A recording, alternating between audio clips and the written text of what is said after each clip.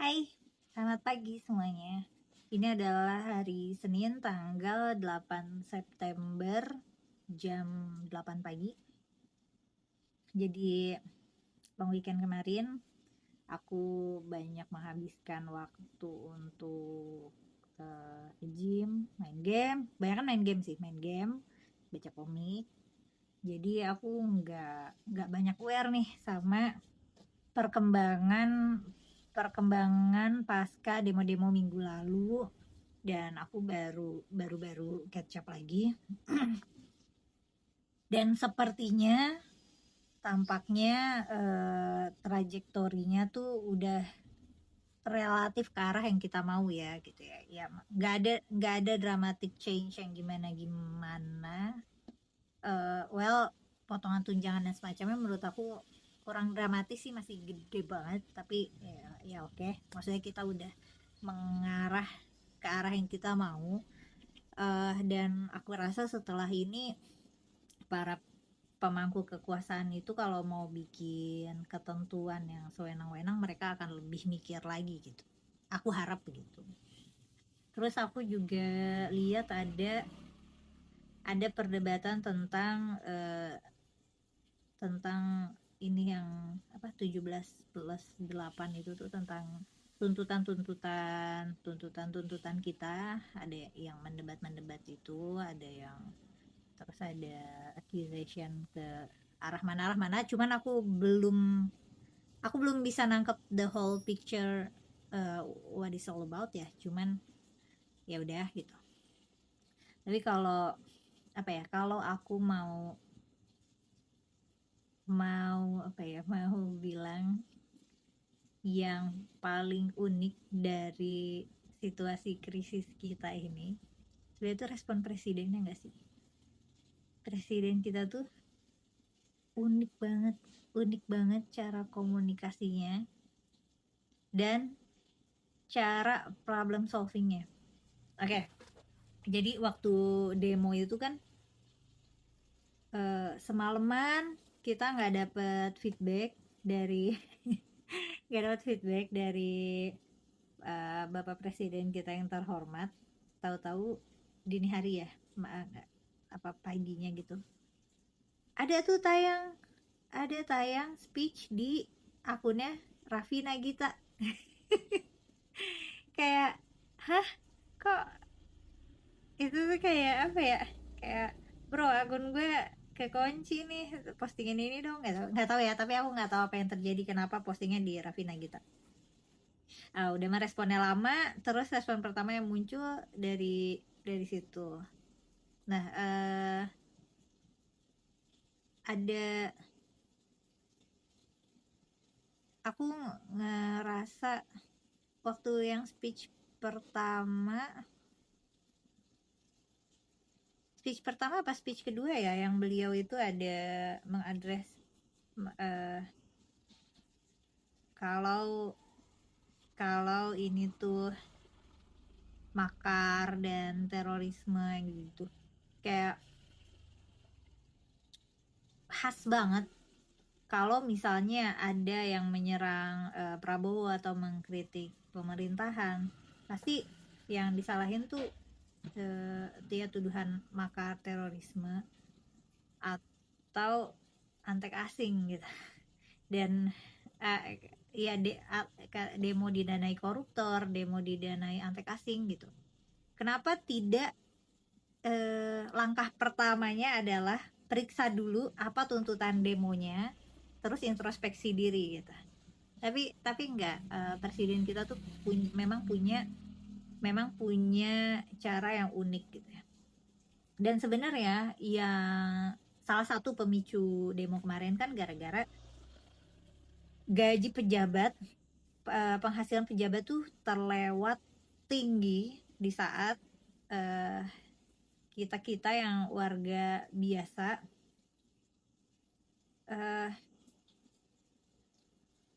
hidupnya mepet-mepet gitu. Aku rasa aku nggak bisa nggak gini loh, soalnya yang disebut orang kaya di Indonesia juga sebenarnya bukan orang kaya gitu kan. Dan statistically speaking, kesenjangan di Indonesia tuh kayak tinggi gitu. Kita punya orang-orang yang miskin banget dan kita punya orang-orang yang super kaya. Nah, masalahnya ini adalah ketika orang-orang super kayanya itu adalah para pejabat yang mana mereka menjadi sangat kaya raya. Yang kaya rayanya itu adalah hasil dari memeras rakyat-rakyatnya gitu. Itu kan sangat memuakkan ya.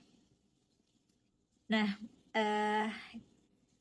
sebenarnya itu kan adalah salah satu janjinya Prabowo juga gitu. Jadi menurut Bapak Presiden kita, dia itu mau memberantas korupsi dengan cara menaikkan gaji pejabat gitu ya. Sepertinya asumsi dia, pejabat itu pada korupsi karena duitnya kurang.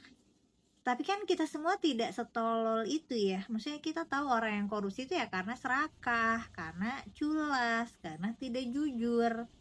Ya mana ada duit kurang sih. Maksudnya itu udah gede bangetnya udah bukan level Indonesia lagi gitu.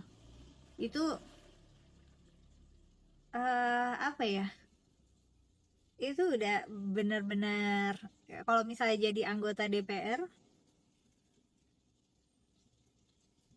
bentar, puluhan, kalau misalnya dia dapat 100 juta, terus anggaplah kalau aku adalah karyawan biasa, misalnya nih profiling aku cuma lulusan S1 dan S1-nya tafsir gitu, maksudnya sarjana yang di job market nggak ada harganya gitu, nggak ada industrinya. Anggaplah aku dapat pekerjaan yang gajinya UMR gitu, dan anggaplah aku bukan old money gitu, perintis asik. Kalau misalnya gaji aku 5 juta, saving rate aku berapa sih? Misalnya aku ngekos di Jakarta, kosan jelek 2 juta deh. Makan, transport, nggak tahu, sejuta deh, itu udah kayak mepet banget ya. Terus ada 2 juta ya, amenities segala macam mungkin 1 juta. Anggaplah aku nggak punya keluarga ya, nggak punya tanggungan, jadi 1 juta itu aku bisa nabung 1 juta. Nah, untuk dapat 100 juta pertama aku kan berarti aku butuh 100 bulan. 9 tahun, 8 tahun, 9 tahun. Itu pun berarti aku nggak boleh sakit, aku nggak boleh liburan, aku nggak boleh beli barang-barang apa gitu kayak hobi. Aku nggak bisa punya hobi yang mahal. Itu kan apa ya? Kalau dibilang orang korupsi karena duitnya kurang, itu penghinaan banget buat mayoritas warga Indonesia yang hidupnya kayak gitu, bergantung dari pemasukan bulan ke bulan, apalagi yang harian kayak hari ke hari gitu. Tapi aku rasa memang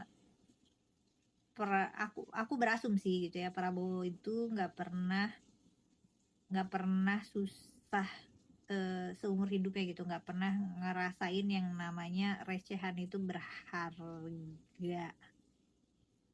Mungkin ya, aku nggak benar-benar ngetrack ininya, apa namanya, kemakmuran keluarganya, tapi ya kan kita tahu beliau menantu Soeharto dulunya. Dan habis itu kan kita ini sebenarnya bukan gini. Jadi Prabowo bilang polisi yang luka-luka karena menjaga keamanan ini, dia mau naikin jabatan buat polisi-polisi ini. Dan itu tuh bikin aku kayak ngakak banget, karena gini, menurut aku itu adalah isyarat keras bahwa nyawa rakyat Indonesia, keselamatan rakyat Indonesia itu berharga, semuanya berharga ya. Tapi tingkat keberhargaannya itu beda-beda. Kalau almarhum driver ojol yang dilindas rantis itu harga nyawanya adalah motor dan rumah subsidi. Sementara para polisi kita ini, para aparat ini, kalau luka-luka kompensasinya adalah naik jabatan. Kayak ya ampun, kayak bener-bener aku nggak tahu apa yang salah ya. Apakah Prabowo tuh punya banyak masalah dalam komunikasi, gimana ya, komunikasi dicampur dengan ketidakmampuan melihat masalah. Karena dia tidak mampu melihat masalah, dia tidak mampu melihat solusi. Dan aku nggak tahu presiden ini sebenarnya punya tim penasehat apa enggak sih. Aku curiga harusnya ada kan ya, tim penasehat yang memang profesional gitu.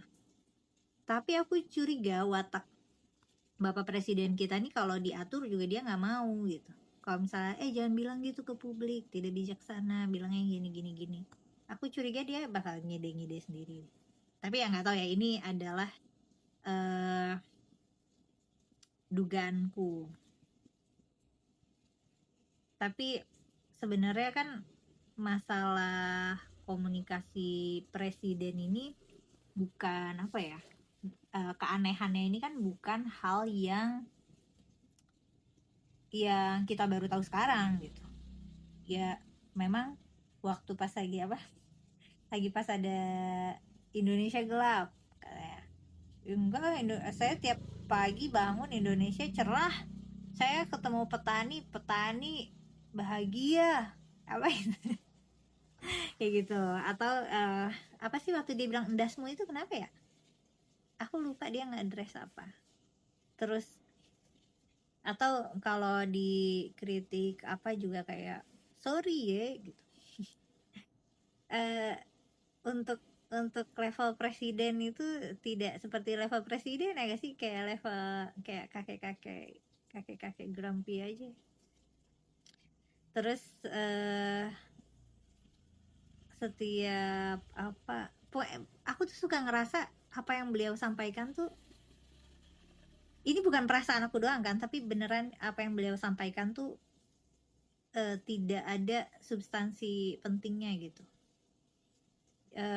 Beliau dalam kapasitas orator juga cenderung repetitif, apa ya, menyuarakan jargon-jargon kosong gitu, kayak kita ini bangsa yang besar gitu.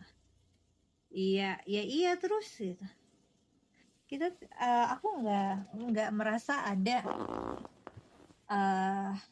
yang apa ya, yang benar-benar ngedress masalah gitu. Tidak ada dari speech Prabowo yang menunjukkan bahwa dia tuh ketika speech itu tuh ada strukturnya gitu. Aku nggak melihat struktur. Jadi gini, bicara atau tulisan itu kan adalah cerminan pikiran ya. Kalau misalnya pikirannya rapi, pikirannya tertata, kita akan bisa ngelihat struktur berpikirnya, ngelihat alur berpikirnya. Nah, Prabowo nih seringnya aku nggak lihat apa-apa. Dan sebenarnya bukan cuma presidennya ya, sialnya sepaket sama menteri-menteri segala macam. Kayak banyak sekali blunder menteri-menteri kita. Iya nggak tahu, nggak kehitung gitu. Aku juga nggak ngerti tapi aku harap karena ada tonjokan dari demo-demo minggu lalu, eh, pemerintah dan tim komunikasinya bisa bebenah ya. Dan aku juga aku senang masyarakat kita sekarang nih jadinya lebih kritis, lebih lebih mau menuntut hak mereka, jadi menolak untuk ditindas. Sama itu spirit yang kita jaga. Aku yang tadinya pesimis luar biasa, aku jadi ngerasa ada optimisme. Aku ada optimisme masa depan negeri ini, setidaknya kalau bukan buat generasi kita, buat generasi anak-anak kita bisa lebih baik lah, bisa lebih baik sistemnya. Cuman aku harusnya aku mempersiapkan lagi ya ini analisis. Mungkin next time aku akan coba. Enggak deh, aku udah berusaha kok. Aku berusaha pengen menganalisis pidato Pak Prabowo, tapi seringnya tuh aku kayak buat pay attention aja susah, karena ya udah terus mana masalah yang mau diadres gitu. Aku pengennya tuh ya beliau langsung nih, kita ada masalah ini, breakdown semuanya, komunikasikan ke publik bahwa dia acknowledge masalah-masalah itu dan dia akan mengadresnya dengan cara ABC gitu. Yang kita baru tahu, nggak tahu mungkin kemarin atau hari ini ya, beliau bilang tuntutan 18+7 itu sebagian masuk akal, sebagian bisa dirundingkan katanya. Itu kan ada banyak ya, ada yang mengkritik juga, tapi aku bukan pakar hukum atau gimana. Katanya memang ada tuntutan yang tidak masuk akal, tapi ya aku sih belum lihat yang bahaya atau gimana ya. Tapi bahwa ada rumusan solusi gitu ya, yang efisien, yang cepat, itu ada rekomendasi yang disodorkan pemerintah secara cepat, itu kan sudah langkah yang oke ya, karena kita tahu